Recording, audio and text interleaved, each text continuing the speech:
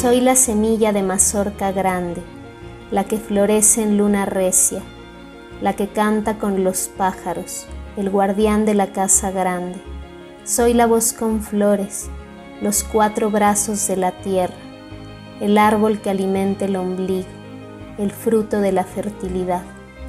Soy la sempiterna ensartada, el vientre de las mujeres. Me sahuman el rostro, me abrazan. Soy el origen de la vida. Semilla Totonaca, Manuel Espinosa.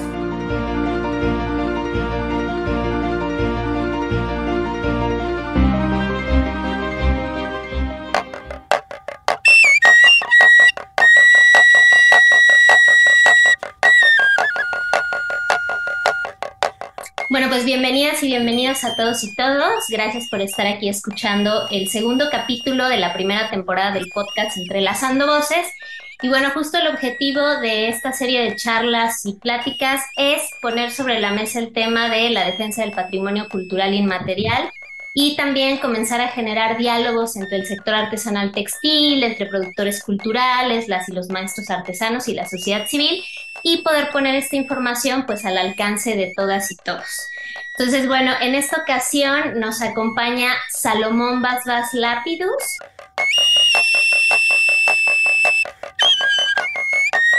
Salomón Vaz Lapidus, productor cultural con amplia experiencia en la generación de diálogos culturales, fortalecimiento de las identidades y el desarrollo de planes para la salvaguardia del patrimonio material e inmaterial. Miembro del panel de expertos de la Organización de las Naciones Unidas para la Conservación del Medio Ambiente a través del arte y la cultura. Miembro del panel de expertos de la Organización de las Naciones Unidas para la Educación, la Ciencia y la Cultura para el Patrimonio Cultural Inmaterial. Co-creador y cofundador del Centro de Artes Indígenas SCAI, institución educativa para la transmisión intergeneracional de la cosmovisión totonaca a través del arte y la cultura. En 2012, el CAI fue nombrado Mejor Práctica de Salvaguardia del Patrimonio Cultural Intangible de la Humanidad por la UNESCO. Co-creador y cofundador del Festival Cumbre Tajín, uno de los 5 sucesos culturales más importantes de México. Coordinó el expediente para que en 2009 la ceremonia ritual de voladores fuera nombrada Patrimonio Cultural Inmaterial de la Humanidad por la UNESCO. Actualmente colabora con el Consejo de Voladores para su preservación. Ha impulsado el fortalecimiento de las autoridades tradicionales indígenas del Totonacapan veracruzano como el Consejo Supremo Totonaca y los Consejos de Voladores. Cofundador de las asociaciones civiles en pro de la cultura, la ciencia, la educación y el desarrollo de los pueblos originarios como la World Future Society, Capítulo México, la Fundación NEMI, el Centro de Artes Indígenas y el Consejo para la Salvaguardia de la Ceremonia Ritual de Voladores.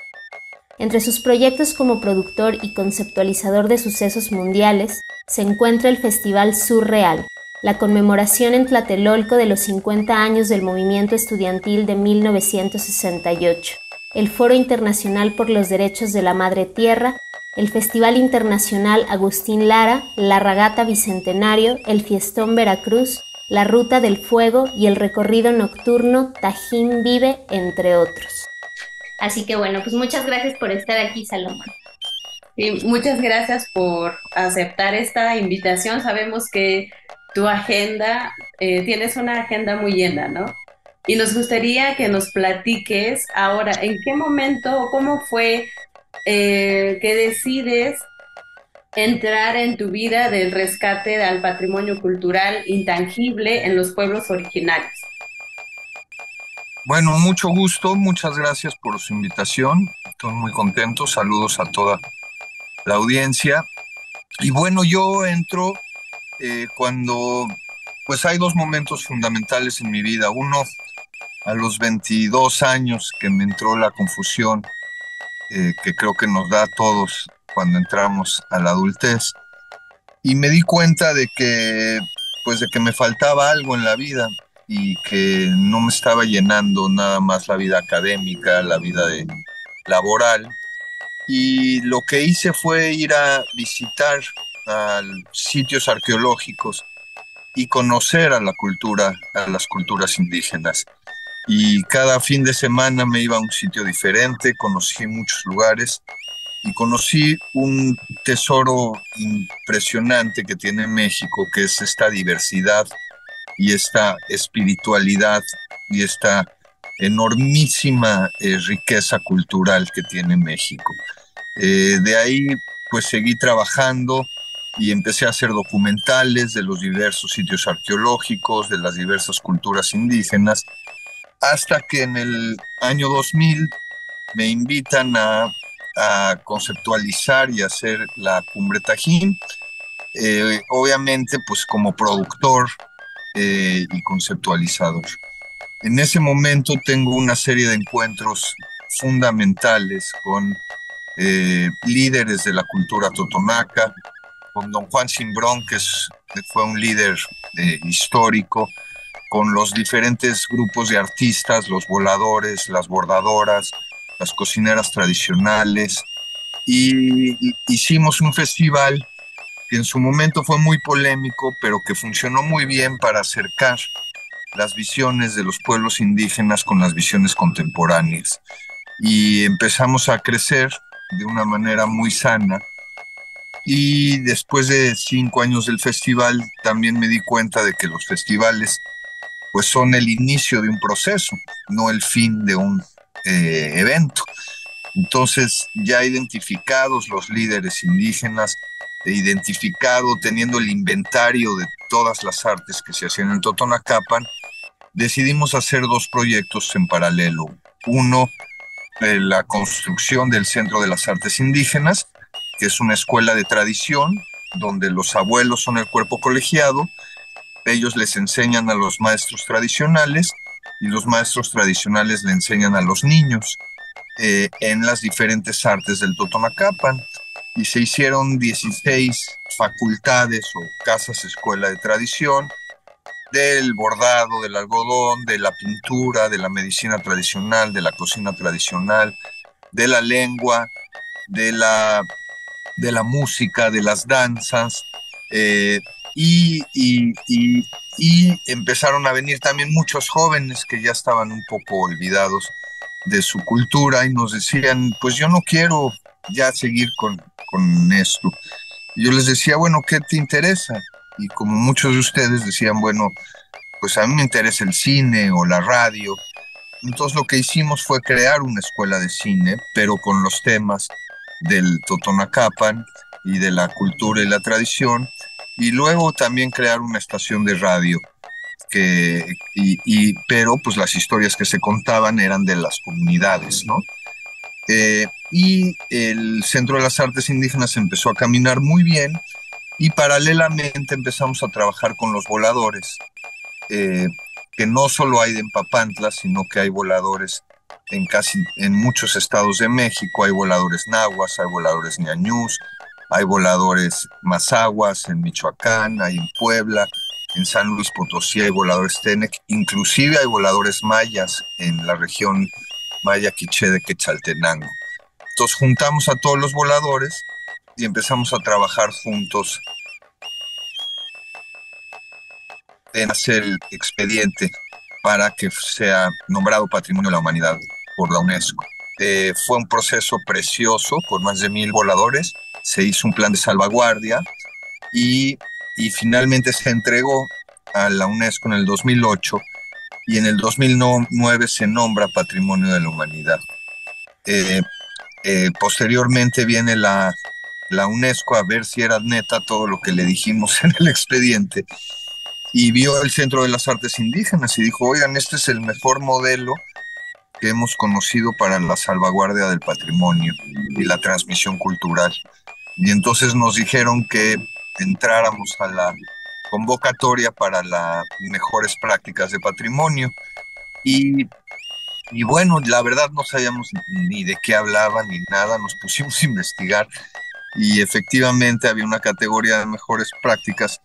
Metimos el expediente y el 4 de diciembre de 2012 se logró el nombramiento en una ceremonia muy, muy emotiva en la sede de la UNESCO porque fuimos acompañados por los voladores, por los abuelos, entonces pues imagínense en la sede de la UNESCO que se oiga la flauta y el tambor de los voladores, y luego el abuelo Gregorio Bernabé dio un discurso en Totonaca, que era de las primeras veces que se hablaba una lengua indígena en la sede de la UNESCO, y bueno, entonces ganar estos reconocimientos no es una cuestión económica, es una cuestión de trabajo y una cuestión moral, y que nos da una plataforma para seguir adelante y para replicar estos procesos que han sido muy exitosos. De ahí en adelante, pues me he estado involucrando con diferentes pueblos indígenas, y los últimos 5 años he estado trabajando en la región maya, eh, con la UNESCO, con cuestiones de patrimonio cultural inmaterial. Estuvimos en San Cristóbal. Un tema fundamental en toda la región maya es el arte textil, porque es un arte que se ha mantenido, que sigue siendo protagonista en las comunidades, y que le da trabajo a mucha gente, pero que también le da identidad a mucha gente. Entonces, dimos algunos talleres en San Cristóbal, en Campeche, en Yucatán, en Tabasco, en Quintana Roo, en Campeche, y hemos encontrado un universo fantástico de arte textil en toda la región maya, y estamos trabajando para hacer un plan de salvaguardia de todo este arte que beneficie a las tejedoras y a las bordadoras, y que proponga un comercio justo, que proponga un proceso donde haya una transmisión cultural sana,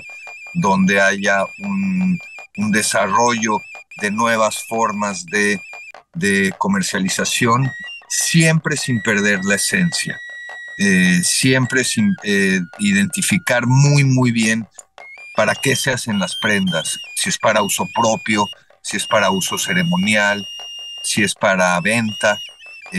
Han cambiado los paradigmas, y entonces es muy importante que también las tejedoras y los tejedores y las bordadoras y las bordadores entren a esta nueva forma de trabajar, porque recordemos que hace 20 o 30 años, pues su trabajo era para uso propio o para ceremonia, no era para venta. Y ahora resulta que la venta es una forma de vida, pero pues no se puede descuidar lo más importante, que es la esencia y la importancia cultural que tienen los bordados en las comunidades. Qué interesante. Oye, Salomón, dos preguntas. Una de ellas que me parece súper interesante es cómo se da en la génesis esta metodología que es absolutamente distinta, que es, justo lo mencionas, que eso es lo que pues les da, ¿no? El nombramiento de mejor salvaguarda de patrimonio cultural inmaterial, pero ¿cómo se da este proceso de comenzar a acercarse a las comunidades, en este caso del Totonacapan primero, y de comenzar a gestar esta vinculación entre, pues no sé, ¿no? Entre personas de distintas culturas como son ustedes, que a lo mejor me imagino había entre académicos, gestores culturales, artistas y ellos, ¿no? O sea, ¿cómo es que se logra generar este tipo de trabajo desde la cultura, como sin este tinte colonial que históricamente han tenido los procesos artísticos y culturales al acercarse a las comunidades, ¿no?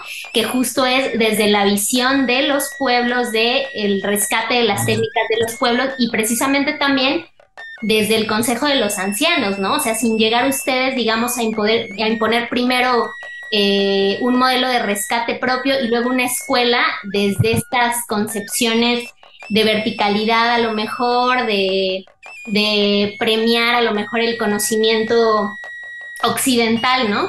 Ese sería una, cómo se da este acercamiento y este tejido de redes con los pueblos, en especial ahí en Veracruz. Y la otra, justo ahorita que hablabas sobre el trabajo que están haciendo actualmente con el sector artesanal textil, en el bordado y en el tejido, ¿cómo están pensando ustedes esta metodología para recuperar las técnicas? ¿Cómo se está pensando también la socialización de esta información y de qué manera va a involucrar a las y los artesanos en los diálogos para la construcción de estos rescates? Bueno, de acuerdo a tu primera pregunta, pues lo más importante es el diálogo, ¿no? Y el diálogo y la escucha.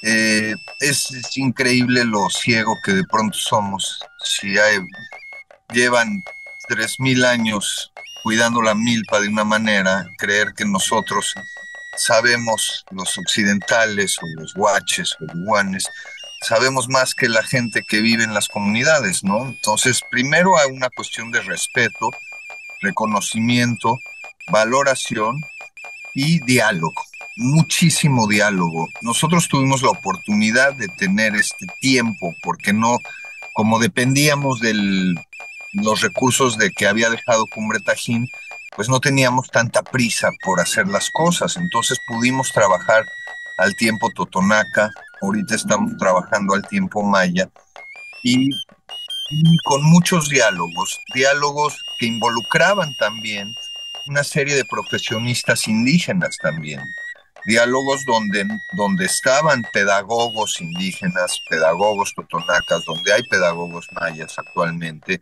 donde hay abogados, ingenieros de las comunidades. Y entonces este diálogo nos llevó a crear un modelo propio educativo, porque nuestros modelos que tenemos en el mundo occidental pues son muy en la búsqueda de la competencia, muy alejados de lo que es la comunidad, muy alejados de lo que es la madre tierra.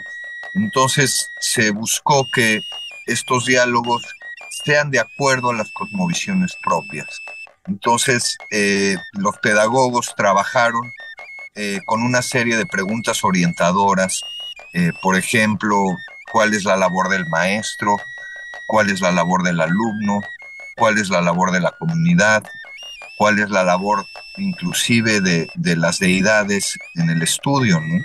Entonces, los totonacas parten de una premisa de que todos nacemos con un don y ese don hay que encontrarlo, hay que desarrollarlo, a veces hay que enderezarlo, pero una vez que ya lo conoces y ya lo desarrollas, lo tienes que compartir con el mundo, porque si no se te pudre el don, ¿no?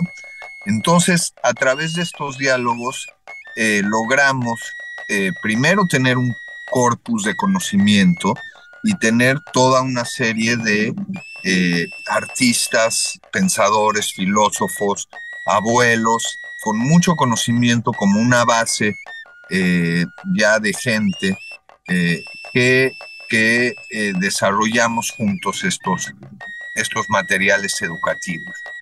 Y los materiales educativos fueron muy, pues a la forma que deben de ser. Y por darte un ejemplo, en vez de cuando dijimos a los bordadores, oye, y a las bordadoras tienen que hacer su material educativo, su manual, pues ellas decidieron hacerlo bordado y y no escrito. En su lenguaje al Entonces se final. puso un lienzo en su lenguaje, entonces puso un lienzo gigantesco y cada una de las bordadoras mostraba parte de todo el proceso, desde la ceremonia de la siembra de las semillas del algodón hasta el crecimiento del algodón, la salida de la flor, la abatanada, el sacar el hilo, luego entrar al telar de cintura, luego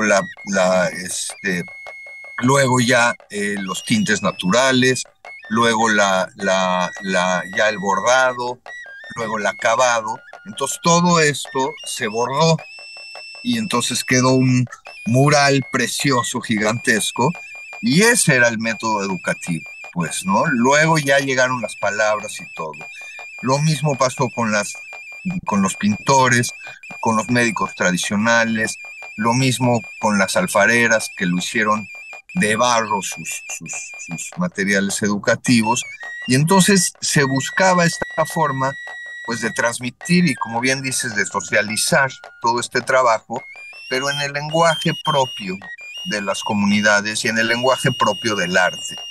Y de ahí nosotros, obviamente hubo una cierta resistencia de la Secretaría de Educación porque estábamos metiéndonos en un territorio que parece que es su monopolio, pero lo que nosotros hicimos fue decir, bueno, esta es educación complementaria, no estamos sustituyendo una cosa por otra, es educación oficial y educación tradicional. Entonces se hacía en los horarios fuera de la escuela, en los sábados, los domingos, y se creó una nueva generación de jóvenes muy orgullosos de su identidad, pero también muy conocedores de su propio arte.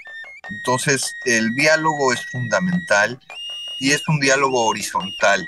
Estamos muy mal acostumbrados a creer que nosotros sabemos, los que venimos, lo que los guaches, ¿cómo les dicen ahí a los guaches? Caxlanes. Los, ¿cómo? Caxlanes. Los mestizos somos los caxlanes. Caxlanes. Que los caxlanes sabemos más, y no es cierto. Los caxlanes no sabemos más. Y tenemos que hacer un diálogo horizontal y aprender a escuchar es muy importante porque muchas veces llegamos creyendo saber las respuestas y no sabemos ni las preguntas, ¿no? Entonces aquí es otra forma de ver el mundo, es otra forma de actuar con el mundo en comunidad y más bien, por eso a mí también me molesta muchísimo cuando dicen, es que venimos a rescatar. Pues para nada, los pueblos indígenas nos están rescatando a nosotros de perdernos en la superficialidad y en la estupidez, ¿no? Entonces, el diálogo, el vernos iguales, el aprovechar todas las increíbles virtudes que tienen las comunidades, porque también ya es muy diferente, o sea, no es que no haya profesionistas indígenas, hay muchísimos, y también la valoración propia, porque muchos jóvenes indígenas pues estudiaron para salirse del pueblo, es la verdad, porque los papás ya no querían que vivan en condiciones tan difíciles, pero muchos están volviendo, van a hacer sus carreras, van a hacer y vuelven a regresarle a la comunidad lo que les ha dado, y entonces es muy interesante este momento que estamos viviendo, porque es el momento en el que se están equilibrando los saberes y se están tomando en cuenta los saberes de ahí. Otra cuestión que fue muy importante fue un libro que hicimos que se llamó El arte de ser totonaca. Yo cuando llego al Totonacapan, pues me doy cuenta de que hay muchos escritos y libros de lo que son los totonacas y las interpretaciones de lo que son, pero escrito por escritores o de las ciudades o extranjeros, caxlanes. Entonces lo que hicimos fue primero identificar a los mejores escritores totonacas y tuvimos un par de reuniones y dijimos, vamos a hacer un libro pero que salga desde adentro. ¿Qué son los totonacas? ¿Quiénes son ustedes? Ustedes escríbanlo. No es la interpretación del antropólogo o del historiador. Ustedes lo escriben. Y entonces surgió un libro muy bonito que se llamó El arte de ser totonaca, que traía los textos de 16 escritores indígenas totonacas, diciendo quiénes somos nosotros, a qué le rezamos, cuál es nuestro panteón, cuáles son nuestras artes, por qué hacemos las cosas que hacemos, y ese libro sirvió muchísimo de inspiración para la creación de esta escuela. Y esta escuela, bueno, ya lleva ahora 3 generaciones y pues ha logrado realmente crear toda una escuela propia totonaca, y aparte pudimos también lograr que se den becas. Entonces hoy hay bordadoras abogadas, voladores agrónomos, y todo esto, y es muy importante porque es la visión indígena, va en relación a vivir en convivencia con la madre tierra. Y eso es algo que ya se perdió en los caxlanes, pues, o sea, una persona de París o de Nueva York pues no tiene idea de cómo sembrar, de cómo trabajar, de dónde sale su ropa, su algodón, de dónde salen las cosas, ¿no?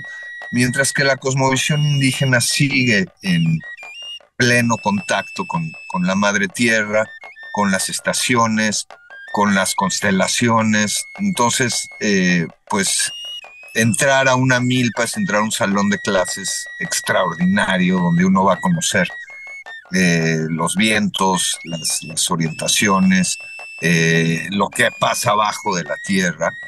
Y se nos olvida, porque los catlanes vivimos en otra historia donde no sabemos de dónde vienen las cosas, ¿no?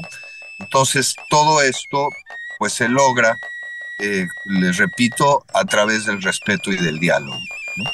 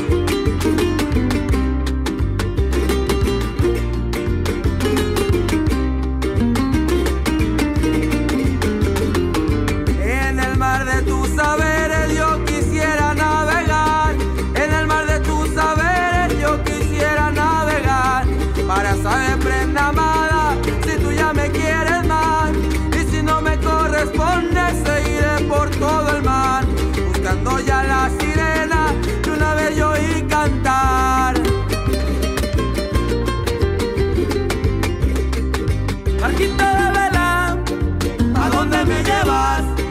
Si para España, vida mía, al mar para afuera. Barquito de vela, ¿a dónde me llevas? Si para España, vida mía, al mar para afuera.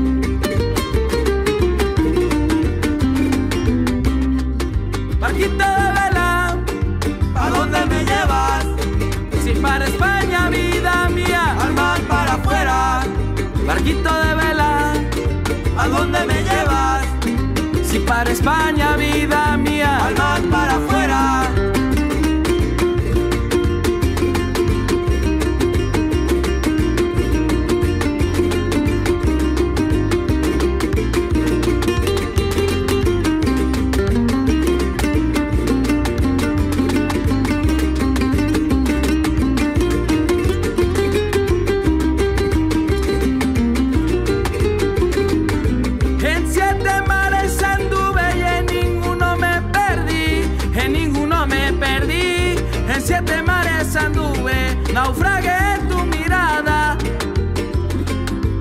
naufragué en tu mirada, mientras yo pensaba en ti, mientras yo pensaba en ti y en tu oloroso perfume.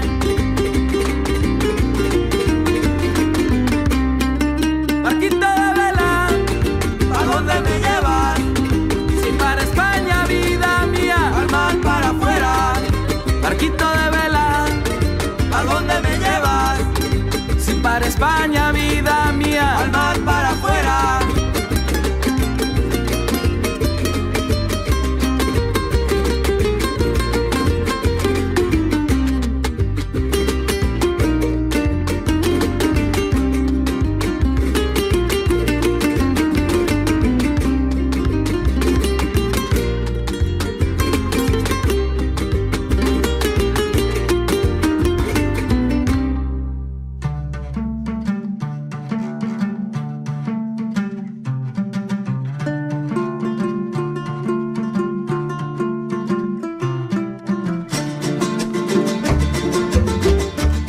muchas gracias por compartirnos todo eso, porque a mí me genera mucha conexión.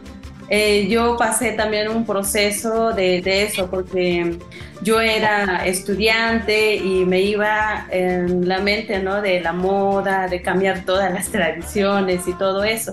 Pero justo conozco a Adriana. Adriana es una de las fundadoras de ONG, en Impacto. En Impacto trabajamos justo lo del patrimonio cultural y a través del arte textil. Y yo andaba, pues sí me gustaba mucho aprender y ver en otros panoramas y aprendiendo en diferentes temas, pero justo estaba en el modo de salud sexual y reproductiva, y cuando conozco a Adriana me hablaba del patrimonio cultural y yo como que mi idea, ¿cómo es eso? Y como que ya tenía perdido un poco. Pero entonces empiezo a trabajar mucho en eso, porque como que sí, justo cuando empezaste con tu frase de no me llenaba la vida, yo también así me sentía, porque estaba aquí, allá y en todas partes, ¿no? Entonces, cuando empiezo a reconocer, a respetar realmente mi patrimonio cultural, como que empiezo a aterrizar, ¿no? Soy Juana, soy de Santiago El Pinar, soy indígena, también puedo tejer, mi mamá es tejedora y aprendí a tejer. Ya era grande, pero aprendí a tejer, y en la cual me siento muy orgullosa también, porque es una manera de demostrar mi cultura, la historia, la espiritualidad, por supuesto. Y de paso estudié psicología también, de ver cómo se conecta también, porque una de las cosas, muchas de las veces decían, ¿no? Eres profesional, pero no puedes ser artesana, porque las artesanas solo son para las personas que no estudiaron, para las personas que no salen de sus casas, ¿no? Pero entonces me doy cuenta también de que pues es importante, ¿no? Porque pues es parte de la herencia cultural, del patrimonio cultural que nos han heredado nuestras abuelas, nuestros abuelos.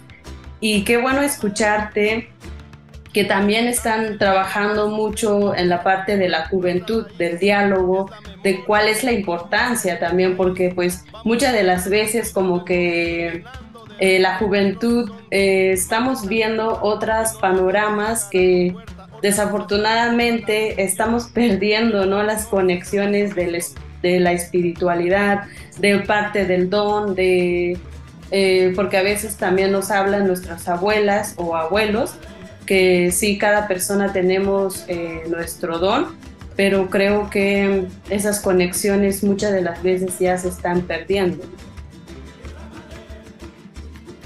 Sí, yo creo que Adriana fue una gran visionaria, y tuvimos el enorme gusto de conocerla y de ver su trabajo, porque ha sido muy difícil, porque ha sido a contracorriente. O sea, hace 20 o 30 años a sus papás, a sus abuelos, no los dejaban hablar su lengua, no los dejaba, era una discriminación absoluta, el país quería ser que todos fuéramos mexicanos, que todos fuéramos uniformes.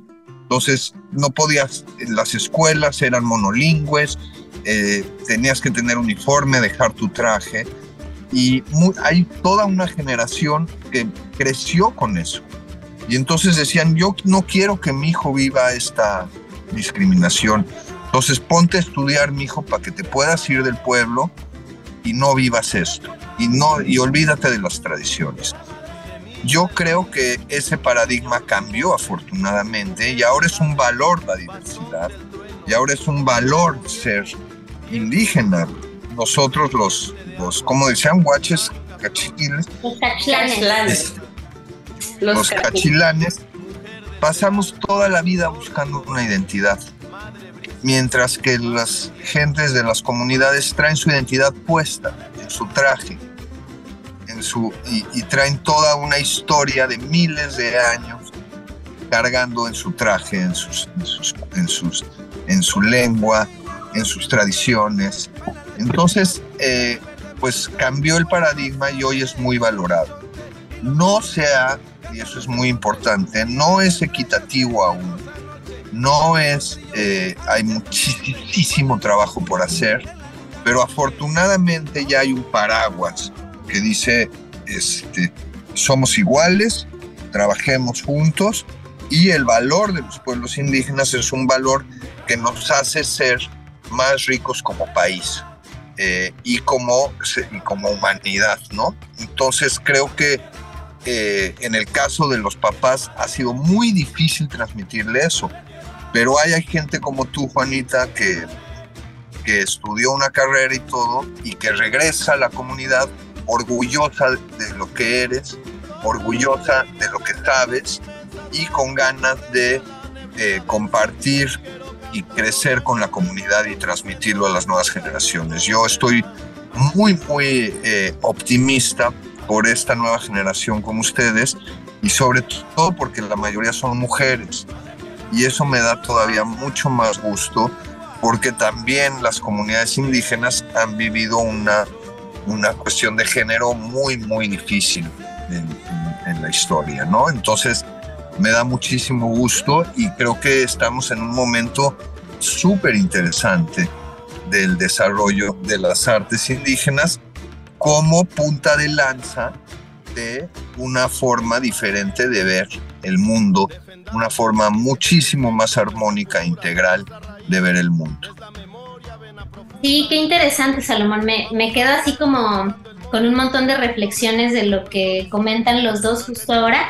Y sí, justo es interesante cómo se va dando este proceso histórico en que precisamente yo creo que gran parte de los territorios indígenas y también pues en las ciudades se vio reflejado un montón la onda del proyecto Estado-Nación, ¿no? Que es justamente lo que platicas, que se ha ido como desdibujando un poco con el tiempo y que mucho de ese, digamos, de ese proceso de transitar de lo que se intentó imponer de un proyecto unificado de nación y de incorporar a los pueblos originarios a pues eso, ¿no? A una unificación cultural incluso, pues lo que ha representado justo el rescate de las lenguas, pero también justo cómo esta parte cultural es lo que permite que los jóvenes, por ejemplo Juanita y muchos otros en otras comunidades, pues en vez justamente como de apropiarse del discurso del Estado, de abandonar su lengua, de abandonar su cultura, de irse a lo mejor a las escuelas de las ciudades, estudiar una carrera universitaria y después irse por la línea de,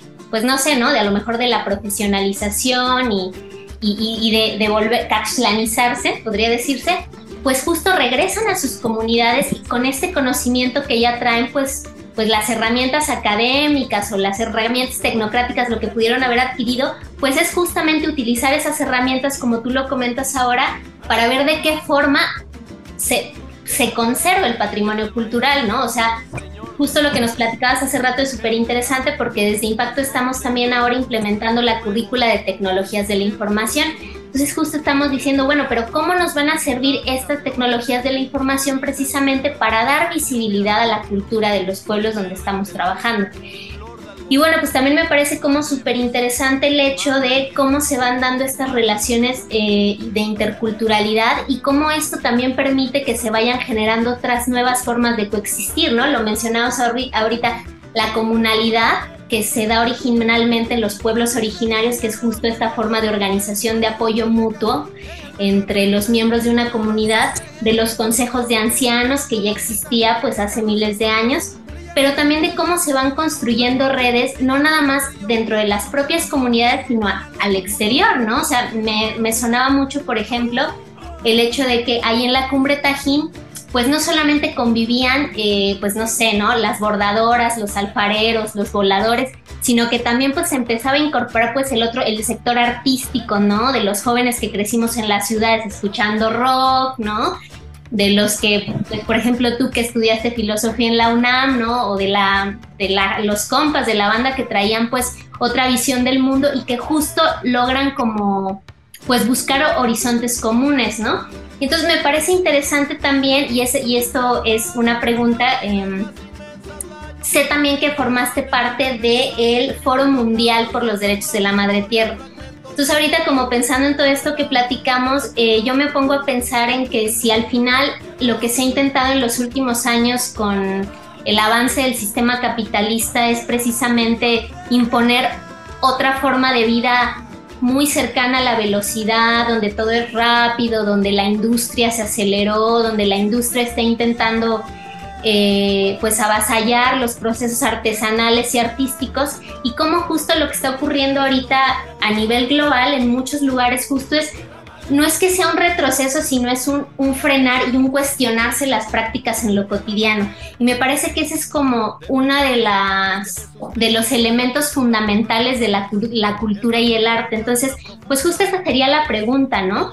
¿Tú cómo piensas que estos procesos culturales y artísticos que se están dando en las comunidades y con comunidades no nada más de los pueblos originarios, sino con las comunidades de jóvenes creadores, de artistas, de gestores culturales, que están generando esta sinergia, cómo es que estos procesos contribuyen de alguna forma, o si es que contribuyen a que este proceso de, pues no sé cómo decirlo, ¿no? Tan esquizofrénico de avance del llamado progreso, del capitalismo rapaz, se detenga de alguna forma, o que cambiemos, ¿no? Esta forma de estar en el mundo tan destructiva. ¿Cómo crees que contribuye? Si crees, ¿no?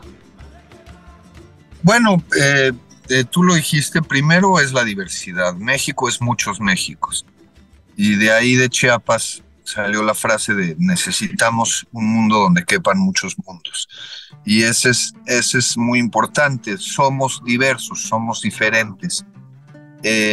Pero estamos en un mundo al revés. Ahorita ser pro natura es ser contracultura. Cuidar la naturaleza resulta que ahora es más peligroso que destruirla, ¿no? Vivimos en un mundo donde los que nos dedicamos a cuidar y a buscar que se cuide la naturaleza estamos amenazados, y el señor que hace aluminio y destruye y hace minas es de los más ricos del país, ¿no? O del mundo, ¿no? Entonces los valores sí están al revés, y por eso el trabajo es tan importante. Y entonces hay una reserva espiritual y hay una reserva de los que son los pueblos originarios. Esta reserva que existe en el mundo es la responsable de cuidar el 80% del planeta. Y lo hacen a una costa de sus vidas. Defender el oxígeno, defender el agua, defender el bosque, defender la selva, está mal visto y tienes un riesgo cuando lo que estás buscando es el bien común. No estás cuidando el oxígeno para ti, nada más para quedarte con todo el oxígeno, porque no puedes. El oxígeno que uno cuida es para toda la humanidad. La selva es para toda la humanidad. El agua es para toda la humanidad, y es increíble que el proceso sea que esas personas que están buscando el bien común son los malos de la película, y los buenos en el sistema capitalista brutal son los que destruyen la naturaleza y te venden el aluminio y te venden esto y te venden esto a costa de la destrucción de la naturaleza. Entonces, abrir esta puerta a que se escuche esta reserva espiritual, a que se escuchen los pueblos originarios, a que muestren su arte, nos da un nivel de conciencia muchísimo mayor de la importancia, no solo de las técnicas tradicionales, sino de la importancia del cuidado del planeta. Un milpero en cualquier parte del país busca que ser autosuficiente, pero también busca no dañar la tierra, porque de eso vive, ¿entienden? Entonces, lo mismo cuando vemos en las bordadoras todo el ciclo, pues tú ¿qué quieres? Que haya más algodón. Entonces lo tienes que cuidar la tierra. Y los mensajes que nos dan los pueblos originarios son justamente esos. Cuidar la madre tierra, respetar a los mayores, vivir en un espacio de familia y de comunalidad, acercarnos a las deidades son cuestiones que están en todos los pueblos originarios. Y esta es la grandísima reserva espiritual que tenemos como humanidad y que tenemos que valorar, porque a medida de que vaya creciendo esta valoración, este mundo va a ser un mundo mucho más justo y mucho más equitativo y sobre todo mucho más sustentable.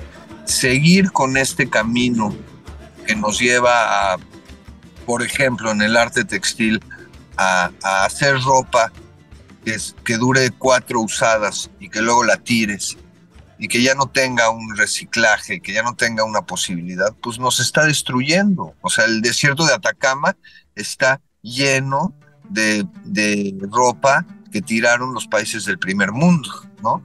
Y así hay muchos lugares. Mientras cuando tú ves una prenda tradicional, no solo es de un uso, eso dura toda la vida, se hereda. Generaciones. Se hereda. Y luego cuando ya lo acabaste de usar, todavía los retazos los puedes reciclar y hacer nuevas creaciones, ¿me entiendes? Entonces es muy diferente el arte para toda la vida, el arte que viene desde lo más profundo del corazón a estas cuestiones que son totalmente desechables, ¿no? Entonces también los pueblos originarios nos enseñan a ver un mundo sustentable y no un mundo desechable, ¿no? Y es un proceso, o sea, esto no va a cambiar en 5 años, probablemente no en una generación, pero seguramente cada vez se está equilibrando más y más y más, y esperemos que así lo sea, porque es increíble que los pueblos originarios, teniendo esta riqueza cultural, esta riqueza espiritual, sigan siendo los más pobres materialmente, ¿no? Entonces eso lo tenemos que cambiar y me parece una cuestión ética hacerlo, y me parece que es un fin común para el buen vivir, para el bien común. Sí, totalmente de acuerdo. Yo también pertenezco a una comunidad y es como que también estadísticamente es uno de los altos de Chiapas más pobres de Chiapas. Y evidentemente me pongo a pensar, ¿realmente Santiago El Pinar es pobre? ¿En qué sentido, no? ¿En qué sentido lo ven pobre? O sea, no tener una casa de lujo, porque la mayoría de las casas pues es todavía con adobe. Pensando en el medio ambiente y todo, quizás sí, o sea, quizás también falta como estructuras, carreteras y todo eso, pero yo creo que hay mucha comunalidad todavía y la gobernanza, todavía la gente lo ve mucho y por supuesto que nos respetamos mucho todavía en ese sentido. Y yo creo que sí hay que cambiar un poco la ideología y pensarlo realmente para mí qué es ser pobre, ¿no? Sí, porque inclusive estas casas de adobe son mucho más frescas, mucho mejores y mucho más sustentables que las de block, ¿entienden? Entonces no solo es un conocimiento importante, sino que es un conocimiento increíblemente práctico, y las casas son mucho más cómodas, mucho más templadas. Cuando hace calor no hace tanto calor, cuando hace frío no hace tanto frío. Entonces en una casa de adobe no necesitas aire acondicionado, porque aparte también está construido con una orientación, porque hay un conocimiento de la tierra. Entonces dices, los vientos vienen de por acá y pasan por acá. Entonces son todos estos conocimientos que de pronto conocemos y que los arquitectos actuales no lo están aprendiendo. Yo me acuerdo una vez que hicimos una casa de los abuelos, que nos dijeron, y era un acto público, era una ¿cómo se llama? Una construcción pública, entonces había que licitarlo. Y entonces en la licitación pusimos, el que la gane se tiene que poner de acuerdo con los abuelos. Entonces ya ganó la compañía, lo sentamos con los abuelos Y los abuelos le dijeron, oye, yo quiero este tipo de madera y cortado en luna llena. Dice, ¿pero por qué cortado en luna llena? Dice, pues porque sube la salvia y entonces un tronco cortado en luna llena te dura 50 años, mientras que otro te dura 10 años. Luego ya cuando llegó la madera, dijeron, ahora vamos a construir. Y dicen, espérense. Primero va el palo del este. Y ya cuando lo ponen, dicen, ahora ya podemos poner el que sigue. No, espérate, vamos a bendecirlo. Y luego el del oeste y así. Y luego, ¿cómo va orientada? Y le dijeron al arquitecto, quédate un día ahí sentado para que tú veas de dónde vienen los vientos, cómo viene la luz del sol y todo. Y entonces tú nos vas a decir cómo está orientado.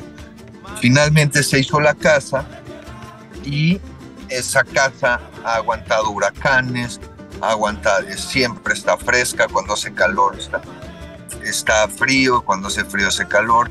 Y el arquitecto que lo hizo salió agradecidísimo. Nos decía, ¿por qué no me enseñaron eso en la escuela? No lo puedo creer, ¿no? Pues así es, son saberes milenarios. Te repito lo que dije al principio, la milpa la llevan haciendo 3,000 años. ¿Qué va a llegar un agrónomo a decirle, no, échale este veneno a la tierra? Pues no va así, ¿no? O sea, y eso es un respeto y una valoración a lo que es el patrimonio de los pueblos y a lo que enriquece lo que somos hoy y a todo este conocimiento, ¿no? Claro, incluso eso, ¿no? Creo que tenemos que aprender un montón sobre la resignificación de los términos, ¿no? De cómo nombramos a los compañeros que tienen un conocimiento ancestral de esta magnitud, que al final vienen siendo científicos de los pueblos originarios, ¿no? O sea, ellos te manejan no nada más la arquitectura de una casa, sino te están hablando de geología, te están hablando pues de un montón de cosas en una sola práctica, ¿no? O en una sola técnica, ¿no? Entonces me parece súper importante. Y también justo lo que mencionaba Juanita hace un rato, ¿no? De cómo resignificamos los conceptos, ¿no? Al final, pues nosotros podemos decir que las comunidades siguen siendo pobres o que siguen estando marginadas porque a lo mejor no tienen acceso a carreteras o porque necesitan infraestructura, como bien lo menciona Juanita, pero también justo el cómo concebimos la riqueza, ¿no? Lo que mencionaban, pues el salir y ver el campo y tener milpas y tener comida orgánica y tener agua limpia y tener casas de adobe frescas y bonitas, ¿no?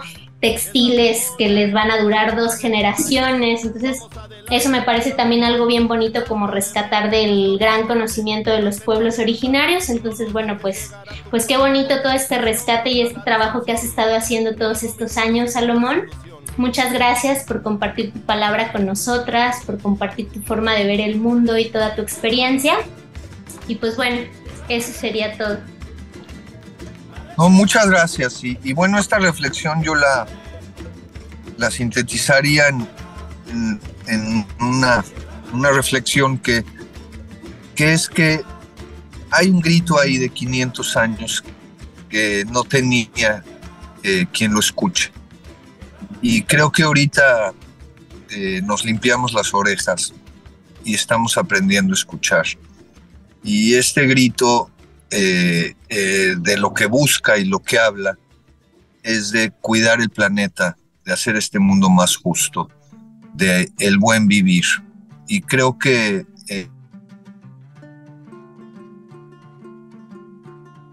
ay, se nos fue. Así.